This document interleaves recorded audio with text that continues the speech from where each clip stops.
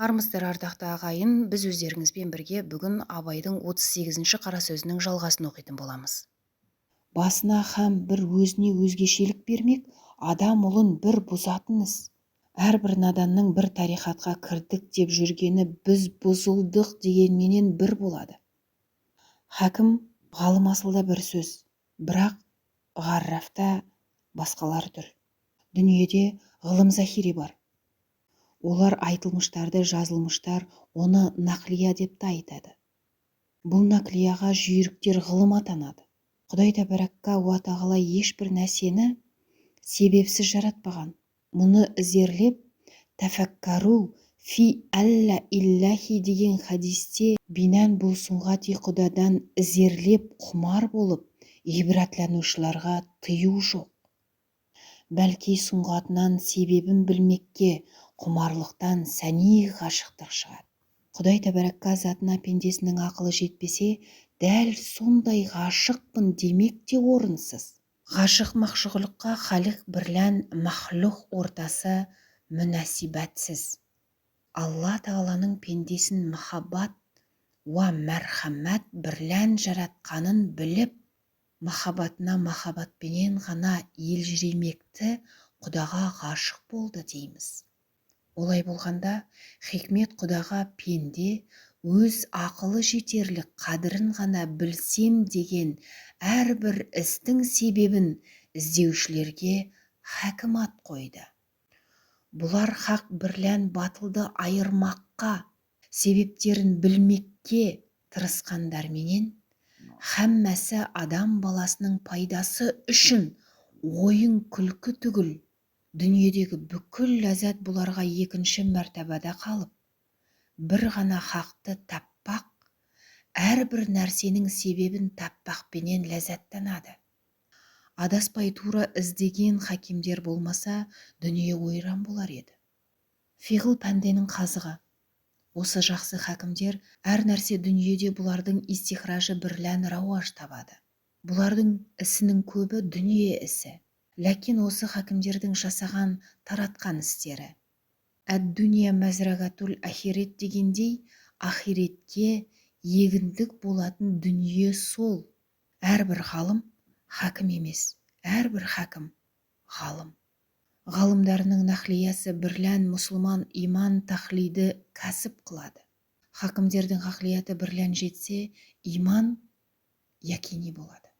Бұл хакімдерден мұрат мұсылман хакімдері, болмаса ғайри діннің хакимдері.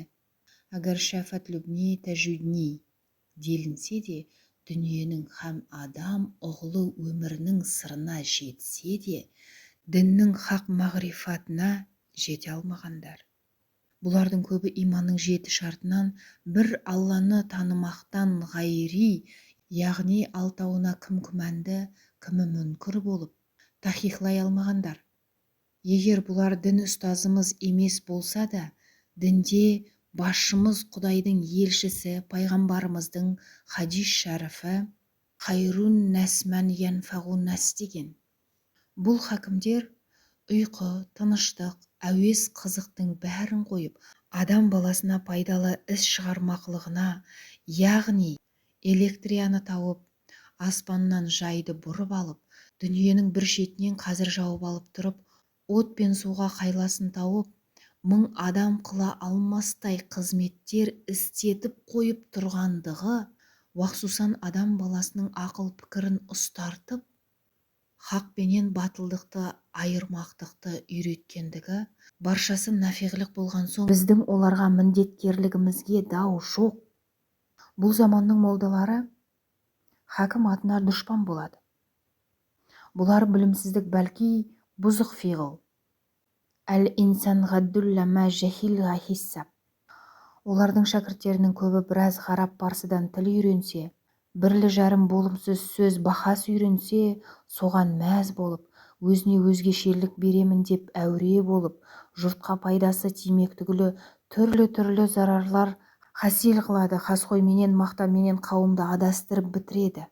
Бұлардың көбі әншейін жәхил түгіл, жәхилләр кібік талап болса, қайда хақ сөздер келсе, қазірін сапқа қайтсын, һәм ғибраттансын.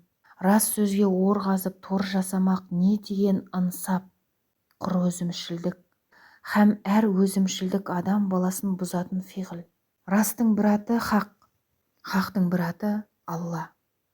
Бұған қарсы қаруласқанша мұны ұғып ғадалетпен дәптештеуге керек. Мұндай фиғылдардан күпір қаупі де бар.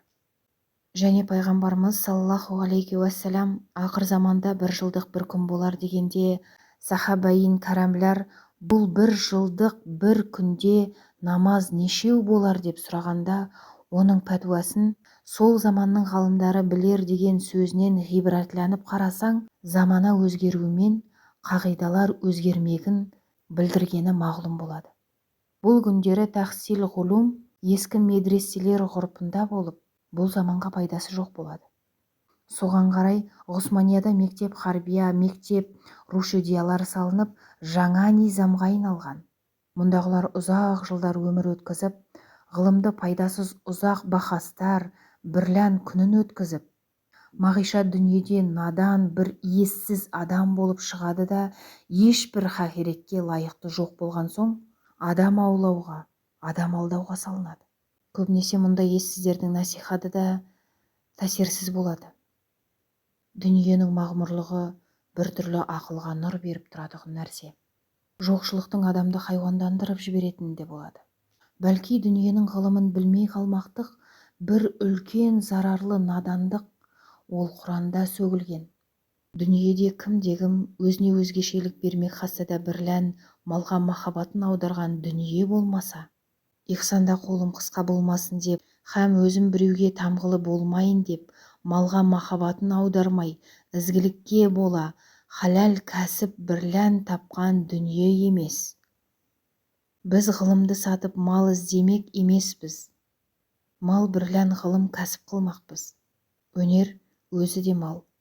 Өнерді үйренбек өзі де ихсан. Бірақ ол өнер ғадалаттан шықпасын, шарғыға муафиқ болсын. Адамға халінше ихсанды болмақ қарыз іс, бірақ өзгелердің ихсанына сүйенбек дұрыс емес. Моллалар тұра тұрсын, хусусан бұл заманның ишандарына бек сақ болыңдар. Олар фитна ғалым, бұлардан залалдан басқа еш нәрсе шықпайды. Өздері хүкім шариғатты таза білмейді, көбі надан болады. Онан асып, өзін өзі ақыл тарихат біліп, және біреуді жеткізбек дағуасын қылады. Бұл іс олардың сыбағасы емес, олардың жеткізбегі мұхал. Бұлар адам аздырушылар. Хатта дінге де залалды. Бұлардың сүйгені надандар. Сөйлегені жалған, дәлелдері таспиғменен шалмалары. Одан басқа еш нәрсе жоқ. Енді біліңіздер, ей перзенттер, Құдай тағаланың жолы деген жол Алла тағаланың өзіндей ниһаятсыз болады. Оның ниһаятына ешкім жетпейді. Бірақ сол жолға жүруді өзіне шарт қылып кім қадам басты, ол таза мұсылман, толық адам делінеді. Дүниедегі түпкі мақсатың өз пайдаң болса, өзің ниһаятлысың. Ол жол Құдайдың жолы емес. Ғаламнан жиылсын, маған құйылсын, отырған орныма ағып келе берсін деген ол не деген ынсап? Не түрлі болса да, я дүниеңнен, я ақылыңнан, я малыңнан ғадалат, шапағат секілді біреулерге жақсылық тигізбек мақсатың болса, ол жол Құданың жолы. Ол ниһаятсыз жол. Сол ниһаятсыз жолға аяғыңды берік бастың, ниһаятсыз Құдаға тағриб хасил болып, хас езгу құлдарынан болмақ үміт бар. Өзге жолда не үміт бар? Кейбіреулерінің бар өнері, мақсаты киімін түзетпек, жүріс-тұрысын түзетпек болады да, мұнысын өзіне бір дәулет біледі. Бұл істерінің бәрі өзін көрсетпек, өзін өзі базарға салып, бір ақылы көзіндегі ақымақтарға бәрекелді дегізбек. Осындай болар ма едік деп біреулер талаптанар, біреулер осындай бола алмадық деп күйінер. Мұнан не пайда шықты? Сыртқа қасиет бітпейді. Алла тағала қарайтұғын қалыбыңа, боямасыз ықыласыңа қасиет бітеді. Бұл айнаға табынғандардың ақылы қаншалық өсер дейсің? Ақыл өссе, ол түпсіз терең жақсылық сүймектікпен өсер. Құдай тағала дүниені кәмәлатты шеберлікпен жаратқан һәм адам баласын өссін, өнсін деп жаратқан. Сол өсіп өну жолындағы адамның талап қылып ізденер қарызды ісінің алды әуелі дос көбейтпек. Ол досын көбейтпектіктің табылмағы өзінің өзгелерге қолынан келгенше достық мақамында болмақ. Кімге достығың болса, достық шақырады. Ең аяғы ешкімге хас сағынбастық, һәм өзіңе өзгешелік беремін деп, өзін тілмен я қылықпенен артық көрсетпек мақсатынан аулақ болмақ. Бұл өзін өзі артық көрсетпек екі түрлі. Әуелгісі әрбір жаманшылықтың жағасында тұрып адамның адамдығын бұзатын жаманшылықтан бойын жинамақтық, бұл адамға нұр болады.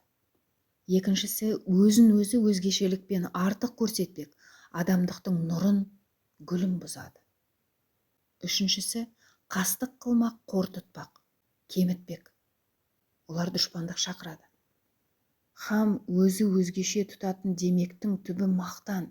Әрбір мақтан біреуден асамын деген күңшілдік бітіреді де, күңшілдік күңшілдікті қозғайды.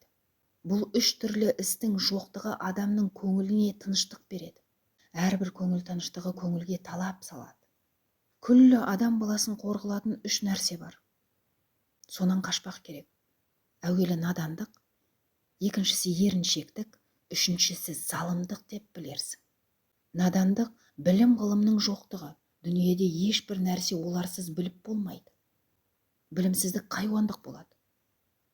Еріншектік күллі дүниедегі өнердің дұшпаны. Талапсыздық, жігерсіздік, ұятсыздық, кедейлік бәрі осыдан шығады. Залымдық адам баласының дұшпаны. Адам баласына дұшпан болса, адамнан бөлінеді, бір жыртқыш хайуан қисабына қосылады. Бұлардың емі халлақына махаббат. Халық ғаламға шапқат хайратты тұрлаулы ғадалат ісінің алдын артын байқарлық білімі, ғылымы болсын. Ол білім ғылымы құдаға мұқтади болсын. Ғылым әуелі ғалами ғылымға мұқтади болсын. Яғни Құдай тағала бұл ғаламды жаратты, ерінбеді. Келісіменен, хикметпенен кәмалатты бір жолға салып жасады.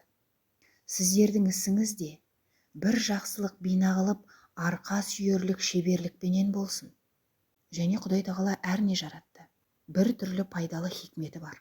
Сенің де ісіңнен бір зарар шығып кеткендей болмай, көпке пайда боларлық бір үміті бар іс болсын. Бұларсыз іс емес, бәлки бұларсыз тағат емес. Белгілі Құдай тағала ешбір нәрсені хикметсіз жаратпады, ешбір нәрсеге хикметсіз тәклиф қылмады. Бәрінің хикметі бар, бәрінің себебі бар. Біздің қауам былай тұрсын, ғылымға махаббаты барларға себеп парыздары білмекке иштитақ, зәлім, сіздер әрбір ғамал қылсаңыз, ізгілік деп қыласыз. Ізгілікке бола хасат етіп, ниет етесіз. Ниет оның парызынан хисап. Пайғамбарымыз саллаллаху алейхи уассаламның хадис шәріфі «Иннамал ағмал бин ниет» деген. Енді ниет еттіңіз тахарат алмаққа, намаз оқымаққа, ораза тұтпаққа. Бұл тағаттарды ниетіңіз захирынан қалыпсыз ғибадатқа жетпегендігі кемшілік емес пе? Сіздің батиніңіз таза болмаға әуелі иман болып, бұл захир ғибадатыңыз иманды болған соң ғана парыз болған сіздің захиріңіздағы ғибадат батиніңіздағы иманның көлеңкесі, һәм сол иманның нұрланып тұрмағына көрік үшін бұйырылған. Оның үшін ғұламалар иман екеу емес, біреу. Бірақ ізгі тағатпенен нұрланады. Тағат жоқ болса күңгірттенеді, бәлки сөну қаупі де бар деген. Егер надандар ол ғибадаттың ішкі сырын ескермей қылса, соны қылып жүріп, иманы сөнер деген. Менің қаупім бар. Олар хас осы ғибадат екен. Құданың бізге бұйырғаны, біз осыны қылсақ мұсылмандық кәміл болады деп ойлайды. Ол ғибадат күзетшісі еді. Күзетшісі күзеткен нәрсенің амандығын ойламай, бір ғана ояу тұрмағын хаст қылса, ол не күзет? Күзеткен нәрсесі қайда кетеді? Мақсат күзетілген нәрсенің амандығы, тазалығы емес пе? Ишараттан хабарсыздар, қара, бұл ғибадаттан бір үлкені намаз. Ол намаздан әуелі тахарат алмақ, онан соң намазға шуруқ қылмақ. Ол тахараттың алды истинжа еді. Мұны бір берік ойлап тұр. Аяғы екі аяққа мәсіқпенен бітуші еді. Бұлар хәммәсі болмаса көбі ишарат етеді. Истинжада көтіңізді жуасыз, сіздің көтіңіздің ешкімге керегі жоқ еді. Онымен сезімді тазалыққа ергендігіңді, кәміл ықыласыңды көрсетіп, ішімнің сәфілігінің соңында халық көрер. Сыртымды да пәк етемін, һәм көзге көрінбейтін ағзаларымды да пәк етемін. Бұл пәктіктің үстінде Аллаға дұға айтамын деп әзірленесіз. Енді намаздың аты салауат дұға мағынасында деген. Аяқта, мойында болған мәсіхлер ол жумақ емес, өздері де жуулы деп көрсеткен ишараты. Намаздан әуелі құлақ қақтыңыз. Егер Алла тағаланы жоғарыда деп мәкән исфат етпесең де, бегірек созу әдепсіз болып, күнә дариясына ғарық болдым. Яғни дүние әуесіне ғарық қылмай, қолымнан тарт. Яғни құтыларлық жәрдемдерінің ишараты.